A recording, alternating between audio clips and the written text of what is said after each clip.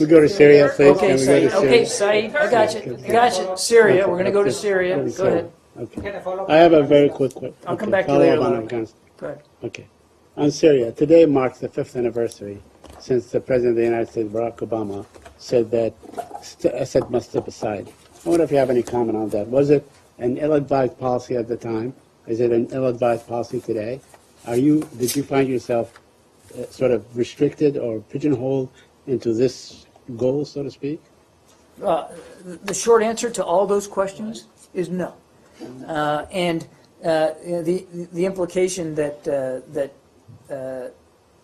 because the president said it 5 years ago, and 5 years here we are still dealing with Bashar al-Assad, that it was wrong to espouse that view, that it was incorrect to try to move Syria to a better place, a place that doesn't have Bashar al-Assad at the head of the government, is somehow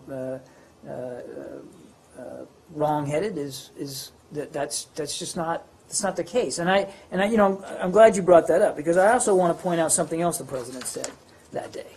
Okay, because I got it in front of me, and I kind of figured I might get asked this.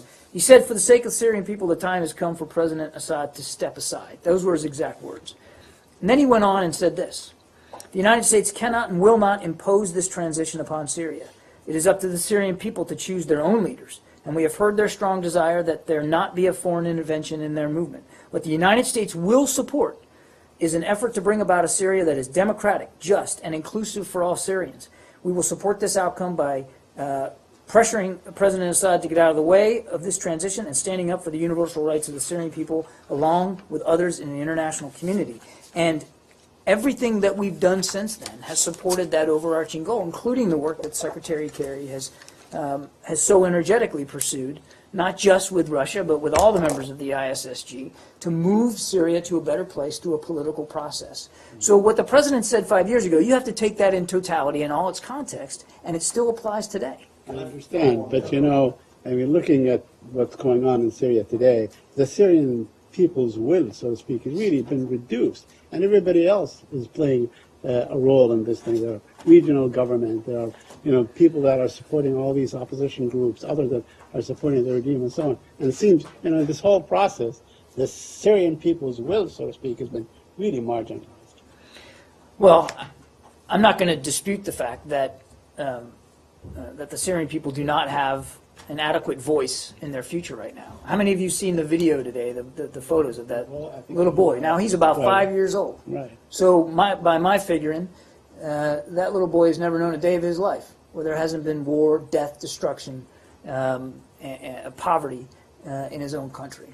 And you don't have to be a dad, but I am.